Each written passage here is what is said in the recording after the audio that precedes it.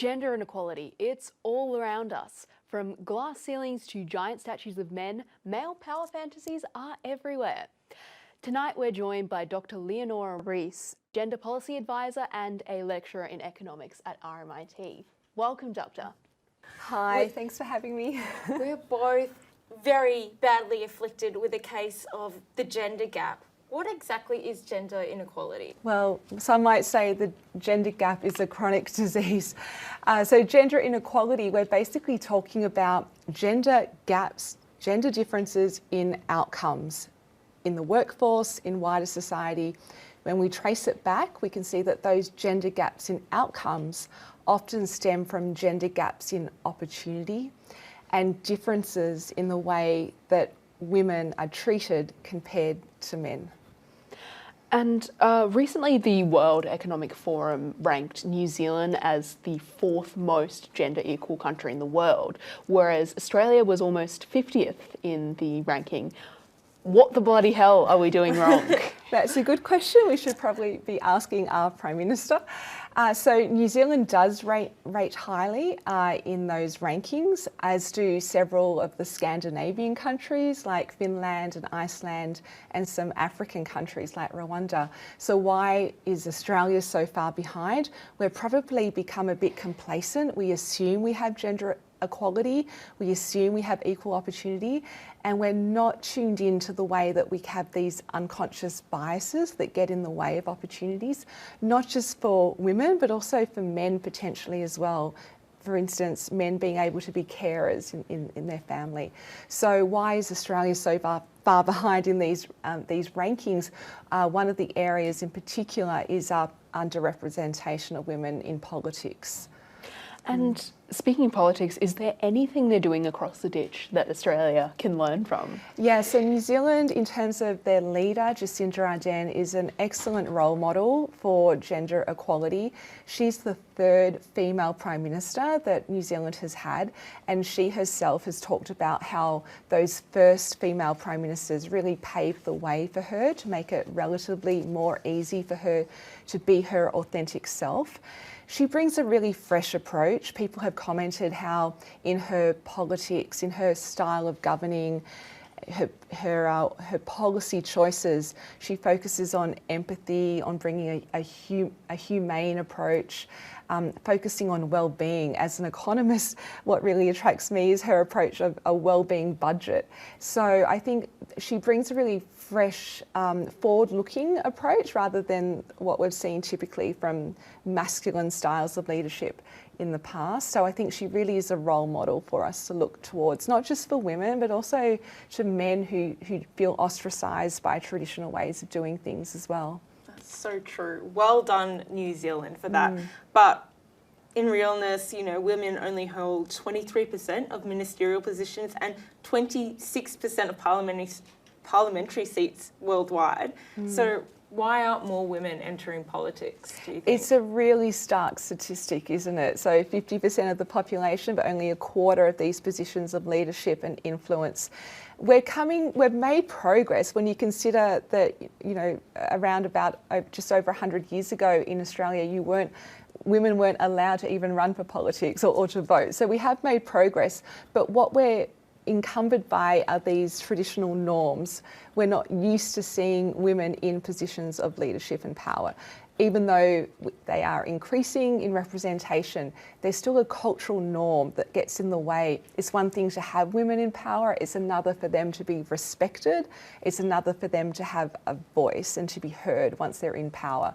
So we really have to break down all those implicit barriers to make sure we keep making progress in that way. And speaking of those barriers, what kind of things can we be doing to achieve gender balance in politics? So what we observe is that some parties that do have a proportionally higher representation of women have put in deliberate internal quotas and strategies, especially when it comes to shortlisting those females for their candidacy.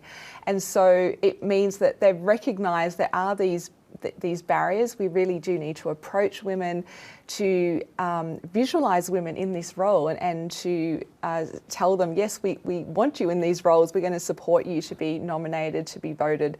There is something called Emily's List that the ALP has initiated. There are programs like Pathways to Politics, which is there to really bring women into that political space and to help them realise you can be a politician, you can be a leader, you have capability. I don't think that hesitancy comes from self-doubt or lack of confidence. What it comes from is being apprehensive about the way society and the environment that you're in is going to potentially treat you. So we also need to work on breaking down those discriminatory barriers. Yeah, I was going to say it takes more than just quotas and initiatives. It's also the culture of politics that really needs to change, isn't it? Absolutely. Quotas can play a role in some countries overseas. France is a really great example where they introduced quotas, and what they saw is a shift in the types of policies and laws that parliamentarians were focusing on. So less focus on the military, more focus on things that mattered to women, like childcare. So it does have these tangible benefits. But yes, once you're in those positions of power, we do need a culture of respect. Australia had a female Prime Minister in Julia Gillard, but if we look back, think of all the ways that she was negatively treated. So that respect wasn't always there. That makes it really difficult for women to aspire. Julia Gillard has turned into an excellent role model. She's produced books, she's tried to mentor others as much as possible to say, don't let that hold you back, but be prepared for it. And it puts the onus on society, on organisations, on governments, on political parties to make sure women are not treated disrespectfully when they get into positions of power. I know that definitely put me off a future in politics, potentially forever. I hope it doesn't. I hope it doesn't. It's about making sure we change that system so that talented women like yourself, like everyone here, can consider those roles, because we do need more women in those roles, because it's not just about achieving parity or equality, it's about bringing a different lived experience. So the evidence is pretty clear that when women step into these roles, they do bring fresh approaches, they'll focus on different things. And we will see differences in policy decisions because we bring a different perspective from our life experience. There is a strange approach from some people that, gender inequality or racial inequality is too hard. It's rocket science, it's too hard. However, NASA has had teams of all-female space cadets head out. So is it really rocket science, or are people being a bit too complacent? Look, I think people will come up with all types of excuses to be resistant, to be hesitant to change, saying, we have a meritocratic system. We don't have to fix the system. It's not broken. Or, we want women to succeed, but not at the expense of men. So there's all these trade-offs, all these caveats. So it does come down to ideological position. Do you believe in this? And to listen to the data and the evidence about what works. There are some policies that are well intended but don't always work, particularly if we're putting the onus on women to change and become more competent. You do need to change the system. And look, NASA, yes, they've made some breakthroughs, but they're also guilty of, remember the first time that there was an all-women space trip into NASA and they didn't have any astronaut suits that fitted the female astronauts. So there was a signal there that their system wasn't set up to realise that women go into space too.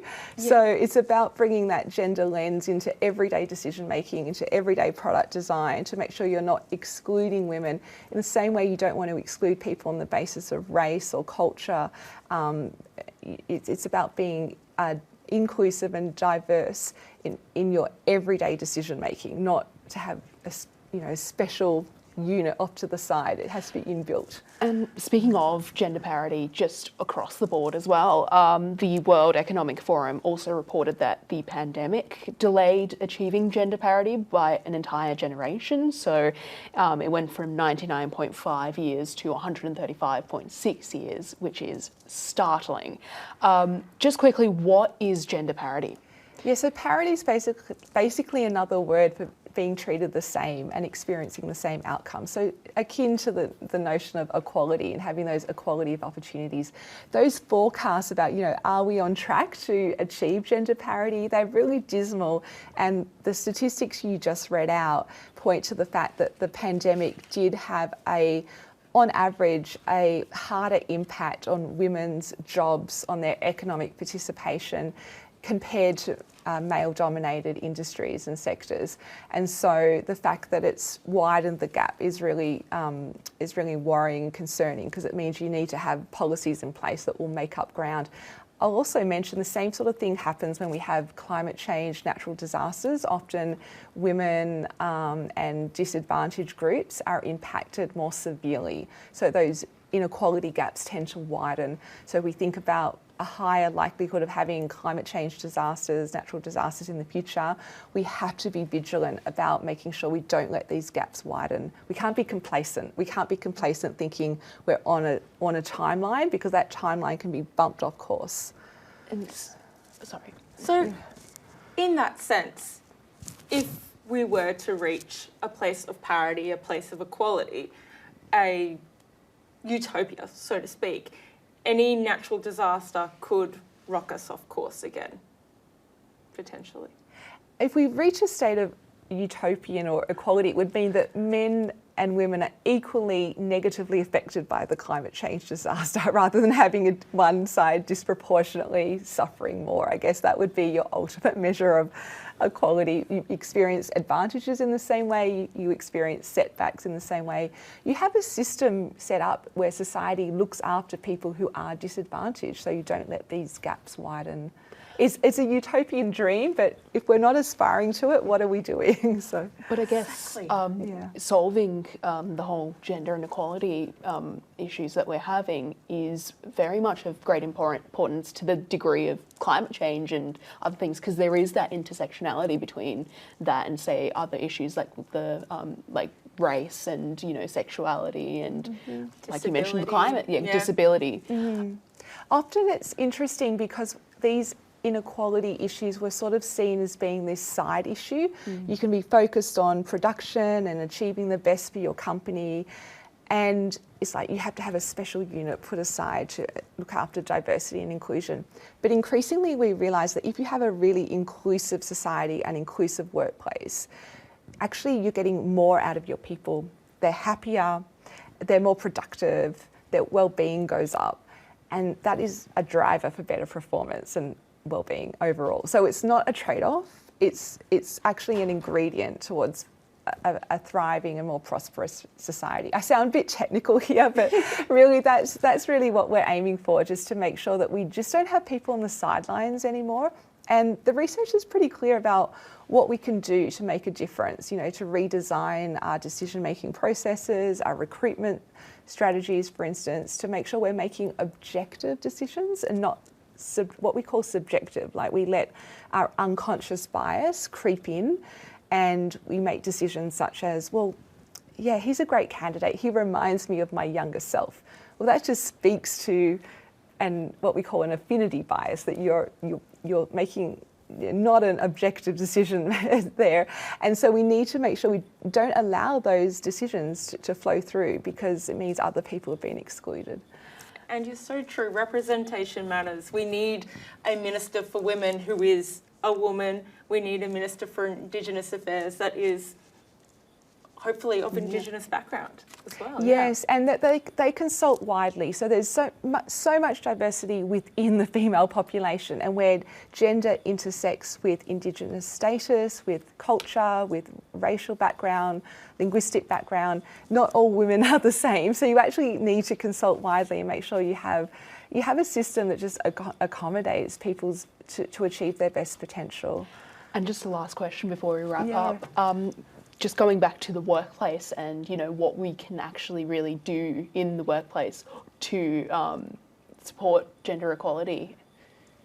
Look, one of the starting points is to really enlighten ourselves about the power of unconscious bias. We think we're not biased. There are examples out there where there's been a CV with a man's name on it and a woman's name on it, and all the other information is the same, and we think we're not, you know, it's not possible that we'll make a biased decision, but the evidence shows we're more likely to lean towards the man rather than the woman because we've been conditioned by society to favour men in leadership roles. So I think understanding the role of unconscious bias and then understanding how we can change the system, and it's not about sitting in a 3-hour diversity training workshop to cleanse yourself of biases. That's really ambitious and hasn't proved to be successful. Is about changing those decision-making mechanisms. And I would also say, you know, all those statues of men around the city, we could even up the statues a bit more too. So it's about role models, visibility, women being seen, and that is a marker of respect as well. Leonora Risse, thank you so much for coming and chatting with us. You're welcome anytime. Thank you so much. Thank you so much for having me here. Great.